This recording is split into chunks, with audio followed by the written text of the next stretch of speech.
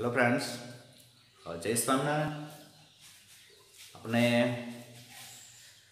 ધોરણ 10 નો આજે first lecture લેવા જઈ રહ્યા છીએ। તો આજે ફર્સ્ટ લેક્ચરમાં આપણે થોડી બેઝિક વિશે ચર્ચા કરીશું। તો આપણને ધોરણ 10માં જે સિલેબસ આવે છે મેથેમેટિક્સનો એ ટોટલી જનરલી જે સ્ટેન્ડર્ડ ધોરણ બનાવ્યા છે એ પ્રમાણે કે જો 8મું આવડે તો 9મું સારી રીતે આવડે, 9મું આવડે તો 10મું સારી રીતે આવડે છે, પહેલા ધોરણથી કરતા આવે છે અને એ પ્રમાણે સિલેબસ બી ગોઠવાયેલો હોય છે। તો 9th સ્ટેન્ડર્ડમાં આપણે ઘણા બધા ચેપ્ટરો વિશે શીખી ગયા છે, જે પોલિનોમિયલ છે એટલે કે બહુપદી, સર્કલ, વર્તુળ, ટેગોનો આપણે ટ્રાયેંગલ એટલે ત્રિકોણ, ઓકે, યામ ભૂમિતિ છે અને થોડું આગળના 8મા ચેપ્ટરમાં જોઈએ તો ઘન વિશે પણ શીખી ગયા છે, ઓકે। આઈ થિંક 9th સ્ટેન્ડર્ડમાં પણ ઘન આવે છે ચેપ્ટર, જે જૂના સિલેબસમાં હતો અને એના આગળ 8મા પહેલાં જે 7th સ્ટેન્ડર્ડ આવે છે એમાં આપણે સંખ્યાઓના ઘન વિશે જોઈએ છે। તો ફર્સ્ટ આપણે અનધર્સ ડિસ્કસ વધારે નહીં કરતા, direct coming to the point, આપણે ચેપ્ટર 1 10th સ્ટેન્ડર્ડમાં ભાગ પ્રવિધિ અને વાસ્તવિક સંખ્યાઓ આવે છે, અથવા તો એને ડિવિઝન્સ એલ્ગોરિધમ્સ એન્ડ રિયલ નંબર એવું કહી શકીએ ઇન ઇંગ્લિશ।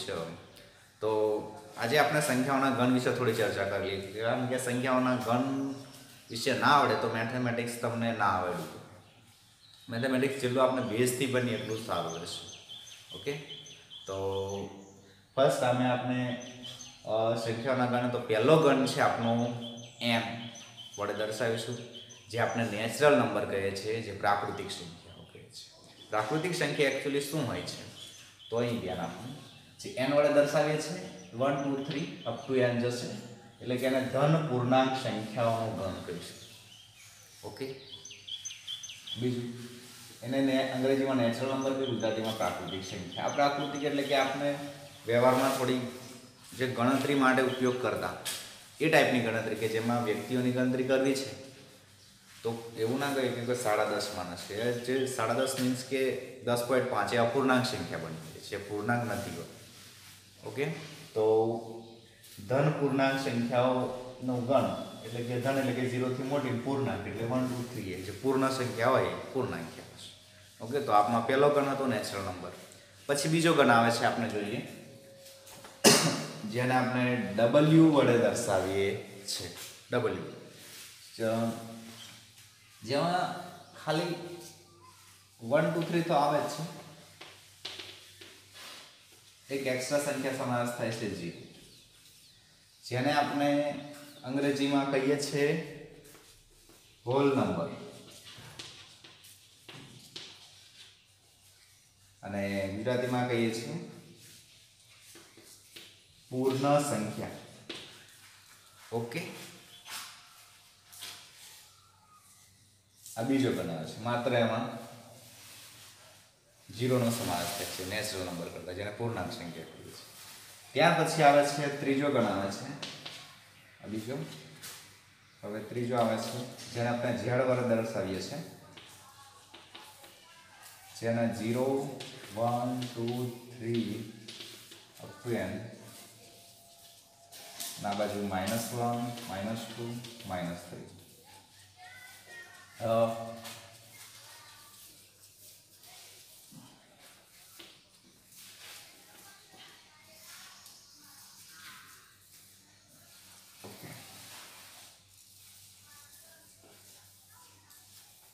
જો આને એવું કંઈ અનઋણ પૂર્ણાંક પણ કહી શકાય, આ જે છે ને તમે એવું કહી શકો અનઋણ પૂર્ણાંક, એટલે કે ઋણ ના હોય તેવી પૂર્ણાંક। એટલે પહેલા તો આપણે આ શીખી લઈએ, પછી આપણને પૂર્ણાંક, એકચ્યુઅલી આને કહેવાય છે અંગ્રેજીમાં ઇન્ટીજર નંબર। તો ઇન્ટીજર નંબર છે અને આપણે કહીએ તો પૂર્ણાંક સંખ્યાઓનો ગણ એવું પણ કહી શકીએ, એટલે ટોટલ પૂર્ણાંક સંખ્યાઓનો ગણ, એટલે પૂર્ણાંક એવી કે જેમાં ધન પૂર્ણાંક અને ઋણ પૂર્ણાંક અને શૂન્યનો પણ સમાવેશ થાય છે. શૂન્ય એકચ્યુઅલી એક તટસ્થ સંખ્યા છે. આપણે એડિશન ઓપરેશન એટલે કે પ્લસ માટે સરવાળા અથવા બાદબાકી પ્રત્યે તટસ્થ એવો ઘટક 0 છે. એકચ્યુઅલી બાદબાકી આપણે સરવાળા પ્રત્યે કહી શકાય. ઓકે, તો આપણો ત્રીજો ગણ આવ્યો z -3 -2 -1 0. એકચ્યુઅલી આ બાજુ પણ અનંત સુધી જશે. અનંત અથવા તો આપણે અસંખ્ય કહી શકીએ. ઓકે, તો આપણે આ 3 ગણો વિશે જોયું. હવે આના પરથી આપણને એક વસ્તુ ખ્યાલ આવે કે જે n છે w માં સમાયેલો છે, w છે z માં સમાયેલો છે. જુઓ, આટલે સુધી શું કહેવાય? આ n જ છે ને. ઓકે ઓકે યસ, એટલે કે n એ w, એટલે એવું કહી શકાય આપણે અહીંયા તમને કહું તો n સબસેટ w. આ સબસેટનું ચિહ્ન છે એટલે કે n એ w નો ઉપગણ છે. ત્યાર પછી આપણે એવું કહી શકાય કે w સબસેટ z, જો આટલેથી જોઈએ તો w z માં આવી ગયું છે. એટલે એવું કહી શકાય એ સબસેટ શેમાં આવે છે? z માં. એટલે કે એ z નો ઉપગણ બને છે. ઉપગણ વિશે આપણે જોઈ ગયા છે આગળ કે એના તમામ સભ્યો બીમાં આવતા હોય તો એ બીનો ઉપગણ કહેવાશે. ઓકે, તો આ જે છે આટલા ગણો છે. હવે બીજા 3 ગણો વિશે જોઈ લઈએ.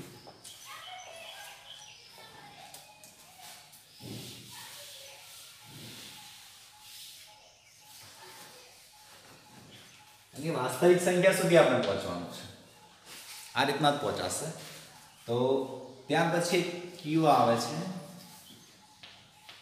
જેની વ્યાખ્યા પ્રમાણે જવાશે. કારણ કે આપણે 10th સ્ટેન્ડર્ડમાં એ ડેફિનેશન પ્રમાણે જવાનું છે. તો એ એમાં એવું કહેવાય છે કે p/q એવું સમય સંખ્યાનું સ્વરૂપ હોય. p/q, p belongs to z અને q બિલોંગ્સ ટુ શું થવું જોઈએ? n. અને બીજું ઇમ્પોર્ટન્ટ કે ગુસા p અને q નો કેટલો હોવો જોઈએ?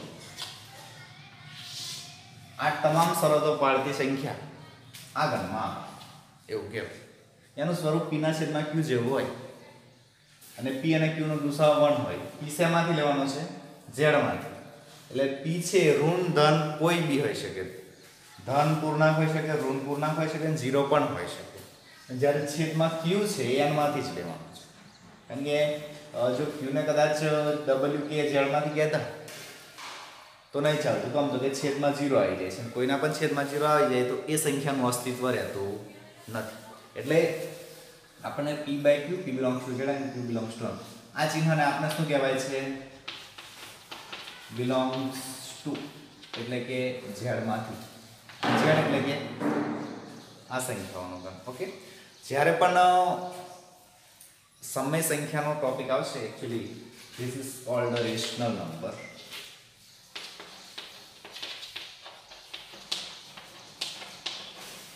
રેશનલ નંબર કહેવાશે, જેને આપણે શું કહીએ છીએ?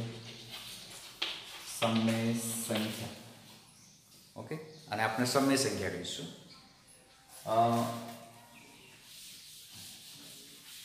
હવે આવશે આપણે અહીંયા q ડેશ, જે અસમય સંખ્યા કહેવાશે.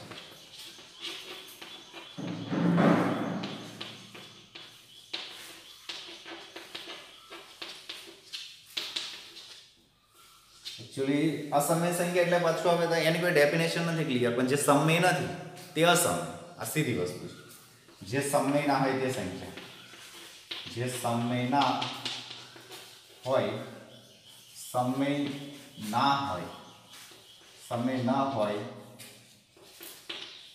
તેવી સંખ્યાઓનો ગણ. એકચ્યુઅલી જો આમાં ઉદાહરણ તરીકે એવું આવી જાય કે q જે છે ને એ n subset w subset z subset q, એટલે કે આ 3 જે આગળ બની ગયા n w અને z, એ 3 ગણ q માં આવી જાય છે. કમ તો કે એમાં આવતી તમામ પૂર્ણાંક સંખ્યાઓ p/q સ્વરૂપમાં છે જ. કમ તો કે આમાં જે જો વાત જોઈએ છે એની, તો એમાં -3 -2 -1 0 1 2 એ દરેકના છેદમાં 1 કહેવાય છે. ઓલરેડી દરેકના છેદમાં 1 કહેવાય છે. એટલે આના જેવું સ્વરૂપ થઈ ગયું p/q. ઓકે, એટલે આ તમામને તો ક્યુ સમાવી લેશે, બસ ક્યુ ડેશ ને ક્યુ સમાવતો નથી, એક સ્પેશિયલાઇઝ છે. હા, વાસ્તવિક સંખ્યામાં આવે છે. જોઈએ વાસ્તવિક સંખ્યા કઈ રીતના બધી બને છે. તો મેન મેટર આ છે. એટલે જે સમય ના હોય તેવી સંખ્યાઓનો ગણ. એક્ઝામ્પલ તરીકે આપણે આવું આપી શકાય, આજામ છે વર્ગમૂળમાં 2, ઓકે, વર્ગમૂળમાં 3, વર્ગમૂળમાં 5. કેમ સમય નથી? સમય નથી તો જ એને અસમય કહેવાશે. આ ઉદાહરણ છે. ઓકે, તો કેમ નથી? તો તમને ખબર છે કે આનું સ્વરૂપ આવું દેખાડી શકીએ આપણે. બોલો, જુઓ અહીંયા √2/1 એટલે કે વર્ગમૂળમાં 2. જો એવું છે કે ઉપરનો ઘટક શેમાંથી હોવો જોઈએ? ઝેડમાંથી. તો does not belongs to Z, એટલે કે ઉપરનો ઘટક છે એ ઝેડમાં આવતો નથી, માટે આ સંખ્યા સમય નથી. આવું પણ કહી શકીએ. આ સીધી પ્રૂફ છે. વ્યાખ્યા આપણને આ જાણી લો તો આજે વર્ગમૂળમાં 2, 3માં પણ એવું છે. વર્ગમૂળમાં 3 પણ કોઈ n માં કે z માં સમાવેશ થતો નથી. જે અંશમાં ઘટક હોય એનો સમાવેશ z માં થવો જોઈએ. આ વ્યાખ્યા પ્રમાણે, સમયની વ્યાખ્યા પ્રમાણે એ ના થાય તો અસમય કહેવાય. અસમય આ સંખ્યામાં બને છે. એટલે અસમય સંખ્યા આવે છે. ઇન શોર્ટ કહીએ કે જેનું વર્ગમૂળ નથી નીકળતું. એવી જરૂર નથી કે આ બીજી ઘણી બધી સંખ્યાઓ છે, પણ એક જ વસ્તુ ડાયરેક્ટલી તમારે એક જ ફોલો કરવાનું, એક જ સમજવાનું વસ્તુ કે જે આ વ્યાખ્યાનું પાલન નથી કરતી એ સંખ્યા અસમય કહેવાય છે. ઓકે, તો q એન્ડ q ડેશ, અને એવું કહી શકાય અંગ્રેજીમાં આવે છે એનું ઇરેશનલ નંબર આવે છે. ઇરેશનલ નંબર, જેને આપણે અસમય સંખ્યાઓ કહીએ છીએ. ઓકે, તો આ અમુક જે આપણે બોર્ડ પર લખીએ છીએ, તમારો વિડીયો સ્ટોપ કરીને લખીએ. ઓકે, હવે નેક્સ્ટ જઈશું, અથવા તો અહીંયા જ સમજી લઈએ કે વાસ્તવિક સંખ્યા એટલે શું. હવે તો કે આપણે જે બધા જ ગણ બન્યા, નેચરલ નંબર એટલે કે n, પ્રાકૃતિક સંખ્યાઓનો ગણ, હોલ નંબર w જે પૂર્ણ સંખ્યા, પછી ઇન્ટીજર્સ નંબર એટલે કે પૂર્ણાંક સંખ્યાઓ, ત્યાર પછી રેશનલ નંબર, સમય સંખ્યા, ઇરેશનલ નંબર અસમ. એટલે શું? તો કે n બની ગયા, w બની ગયા, z બન્યા, q અને q ડેશ. આ તમામને સમાવી લે તે એટલે આ, જેને આપણે શું કહીશું? વાસ્તવિક સંખ્યા. એટલે કે તમામ સંખ્યાઓનો સમાવેશ કોણ કરી લેશે? વાસ્તવિક સંખ્યાઓ. એમાં તમામ સંખ્યાઓ આવી જાય છે. બરાબર છે? એકચ્યુઅલી આ એના સબસેટ જ છે. આ જે છે એવું લખી શકાય, NW માં આવે છે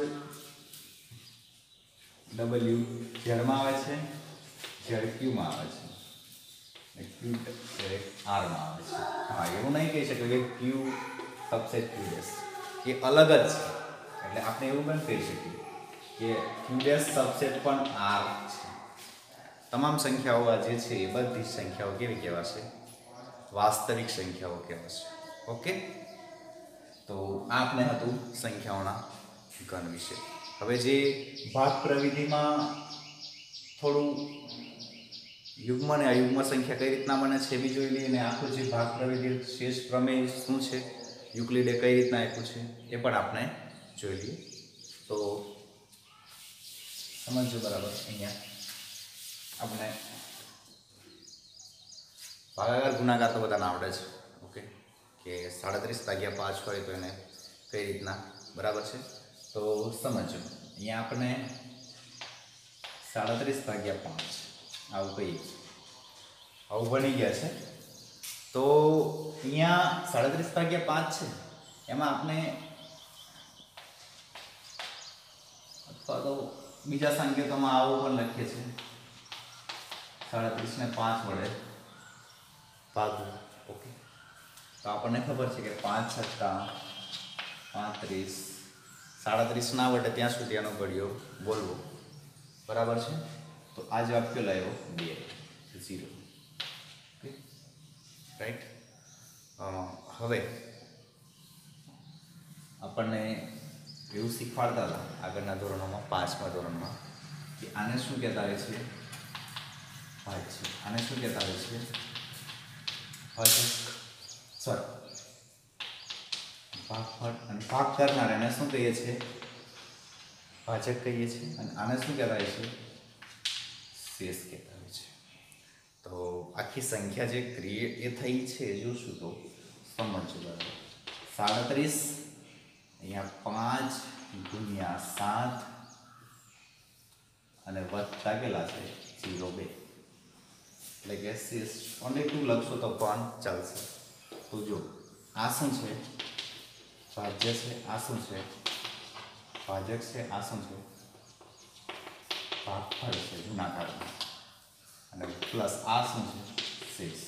જો 5 એ ભાજક બન્યા છે, 7 એ ભાગફળ બન્યા છે, 2 એ શેષને ભાજ્ય છે.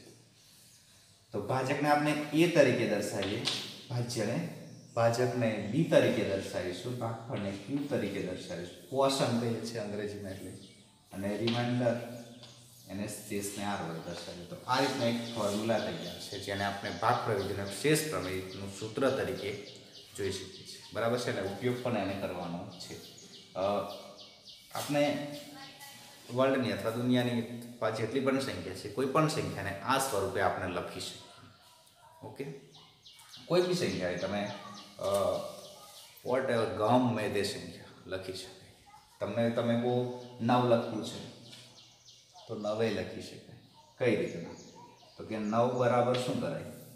તો કે 2 ગુણ્યા 4 પ્લસ 1, 2 ચોક 8 વત્તા 1. તો આ સ્વરૂપ થઈ ગયું ને? બરાબર છે. એટલે કોઈ પણ સંખ્યા આ રીતના આપણે લખી શકીએ. એટલે દરેક સંખ્યા આપણે આવા સ્વરૂપમાં લખી શકીશું. તો હવે સંખ્યાઓ જે બને છે, યુગ્મ, વિભાજ્ય, અવિભાજ્ય સંખ્યાઓના જે ટાઈપ્સ છે, કાઇન્ડ છે, એ જે સંખ્યાઓના પ્રકાર છે એ આપણે આ પ્રમેયથી શીખવાનું છે. જ્યાં તમને ખબર છે કે એ શું છે? ભાજ્ય છે, બી ભાજક, ક્યુ ભાગફળ અને આર શેષ છે. ઓકે, તો આ ફોર્મ્યુલા થોડું વ્યવસ્થિત ક્લિયર કરી નાખજો. બરાબર છે? સમજો. હવે થોડું યુગ્મ સંખ્યા વિશે જોઈએ. ખાસ હવે આપણે શું યાદ રાખવાનું છે? કે આ જ યાદ રાખવાનું, BQ plus R. AB is equal to BQ plus R. Okay, તો આપણે આજે એક યુગ્મ સંખ્યા, અયુગ્મ સંખ્યા વિશે જોઈએ, જેને અંગ્રેજીમાં કહીશું ઓડ નંબર. તો ધોરણ 3 આપણે આગળના ધોરણોમાં તમે ભણી ગયા છો કે અયુગ્મ સંખ્યા કોણે, અથવા એને બીજું નામ આપીએ છીએ એકી સંખ્યા.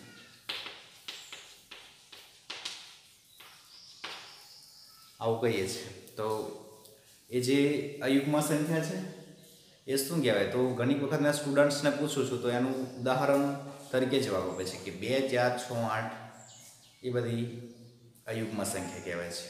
તો જનરલી એ ઉદાહરણ છે, તમે સાચા છો તમારા જવાબ પ્રમાણે, પરંતુ દરેક વસ્તુ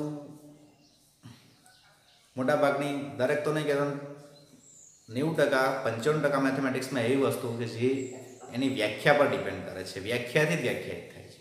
મીન્સ કે એને ઓળખાવી હોય તો, વ્યાખ્યા ખબર હોય તો એને ઓળખી કાઢીશું. બરાબર છે?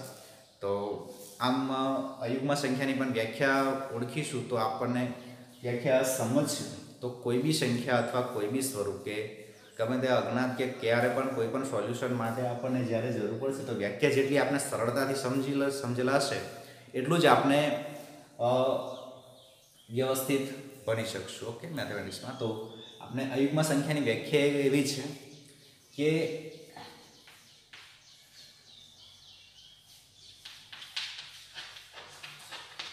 કોઈ પૂર્ણાંક સંખ્યા, કોઈ ધન પૂર્ણાંક, એને કોઈ ધન પૂર્ણાંક સંખ્યા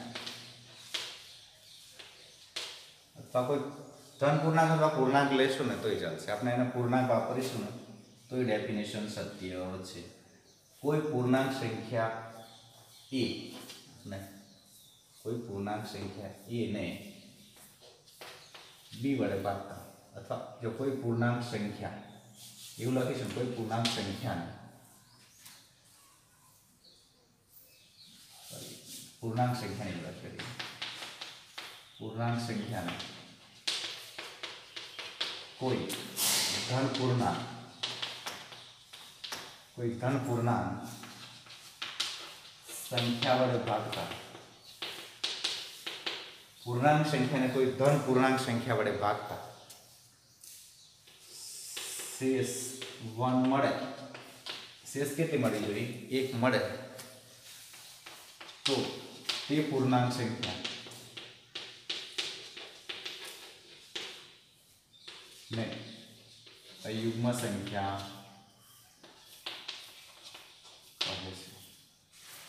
शू कहीए व्याख्या समझो पूर्णांक संख्या ने कोई धन पूर्णांक संख्या वडे भागता अहींया कोई धन पूर्णांक शब्द वापरशो डोंट माइंड पूर्णांक वापरशो पूर्ण वापरशो वांधो हाँ ज्यां भागवानुं छे त्यां धन पूर्णांक वापरवो पड़शे ओके आपणे कारण के जो 2 ना छेदमां 3 होय सिंपल छे कि माइनस चिन्ह अहींया मूको के अहींया मूको कोई वांधो नहीं अहींया माइनस चिन्ह अहींया नीचे वाळे છે કે તે माइनस चिन्ह ઉપર લઈ જઈશું એ છે એટલે કે જે છેદ છે તો ઓલરેડી ધન જ રહેવાનું છે મેથેમેટિક્સમાં એ ઋણ કહેશું તો એ વાંધો નથી પણ જનરલી વધારે ડિપેન્ડ ને વધારે ફોકસ આપણે આના પર કરતા હોય છે એટલે આને ઋણ કરી દેવાનું નીચે વાળો ધન જ હોય છે એટલે જે છેદની વાત ધન પૂર્ણાંક સંખ્યા વડે ભાગવાનું છે જેના વડે ભાગવાનું એ છેદમાં જવાનું છે એટલે ધન પૂર્ણાંક હોવી જોઈએ તો कोई पूर्णांक संख्या ने कोई धन पूर्णांक संख्या वडे भागता शेष केटली मळवी जोईए 1 मळे तो ते पूर्णांक संख्या ने शुं कहेवाशे अयुग्म संख्या जे आपनुं आ स्वरूप छे जो एमां आ शुं छे आ रे शेष छे तो अहींया शेष केटली मळवी जोईए कीधी छे 1 एवुं कहे छे कोई संख्या आपणे 1 लई लीधी छे पूर्णांक अने धन पूर्णांक जेना वडे भागीए छे संख्या कई लई लईशुं बी लई लईशुं सॉरी एक ज मिनिट कोई पूर्णांक संख्या ने कोई धन पूर्णांक सॉरी यहाँ 2 वडे भागता 2 वडे भागता पूर्णांक संख्या ने 2 वडे भागता शेष केटली मळवी 1 तो ते पूर्णांक संख्या ने केटला तो ते पूर्णांक संख्या ने शुं लेशुं अयुग्म संख्या सॉरी आपनो भाजक केटलो आव्यो 2 अने जे भागफळ के मळवानो ओके એટલે કોઈ પણ પૂર્ણાંક સંખ્યા ને અથવા કોઈ અહીંયા धन पूर्णांक वर्ड्स यूज करीशुं तो पण चालशे ओके એટલે ઓરિજિનલ ડેફિનેશન આગળ આપણે જે સॉरी જે તમને કીધું છે કે ધન પૂર્ણાંક ને 2 આવશે એટલે કોઈ પણ પૂર્ણાંક સંખ્યાને 2 વડે ભાગતા શેષ કેટલી મળવી જોઈએ 1 મળવી જોઈએ ઓકે તો કોઈ ધન પૂર્ણાંક સંખ્યાને 2 વડે ભાગતા શેષ 1 મળવી જોઈએ 2 વડે ભાગતા એટલે 2 ભાજક હશે તો આપણે ભાજકની જગ્યાએ શેષ કેટલી મળવી જોઈએ તો 1 મૂકી દીધી कोई पूर्णांक એટલે એ સંખ્યા છે અને ભાગફળ તો મળવાની છે કોઈ બી હશે વોટેવર તો એ કે કહી દીધું છે જે આપણે અહીં લખી શકીએ કે બિલોંગ્સ ટુ શું હશે સેટ એટલે કે કે ઝેડમાંથી હશે તો આ શું થઈ ગયું અયુગ્મ સંખ્યાનું સ્વરૂપ જનરલ સ્વરૂપ આ જ રહેશે તમે જોશો દરેક અયુગ્મ સંખ્યાનું સ્વરૂપ આ કહેવાય કેમ તો કે 1 2 0 गुणिया 1 प्लस 1 तो 1 भाज्य सॉरी 1 गुणिया 0 बराबर है तो आई गई आ स्वरूप थी भाज्य भागफळ ने शेष ओके तो आ शेष में 3 लखो અને આપણે જે કીધું છે કે 2 વડે ભાગવાની વાત કરી છે તો કોઈ સંખ્યાઓને આપણે 2 વડે ભાગીશું સમજો આપણે અહીંયા જો આપણી પાસે 3 છે ઓકે તો 3 ને આપણે 2 વડે ભાગો તો 2 એકા 2 શેષ કેટલી મળી 1 એટલે એવું કરી શકાય 3 ના સ્વરૂપને કઈ રીતે તો કે 2 ગુણ્યા 1 પ્લસ 1 આવું સ્વરૂપ આવી ગયું ને જુઓ a is equal to 2k plus 1 a is equal to 2k plus 1 एक ही संख्या નું સ્વરૂપ तो a is equal to 2k plus 1 બોલી છે ओके तो આ કોઈ બી 5 લઈ લો તમને ખબર છે અયુગ્મ સંખ્યા એટલે તમે બધા આ બોલો છો બરાબર છે તો કેમ આવું છે તો તો કે સંખ્યાને 2 વડે ભાગતા શેષ કેટલી મળે છે આપણને 1 મળે છે.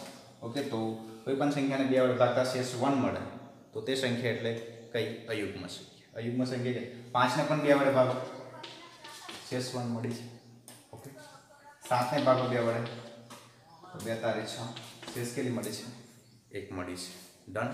તો આપને અયુગ્મ સંખ્યાનું ઉદાહરણ છે. ઓકે, નેક્સ્ટ લેક્ચરમાં આપણે યુગ્મ સંખ્યા વિશે જોશું. મળશું નેક્સ્ટ લેક્ચરમાં. જય સ્વામિનારાયણ.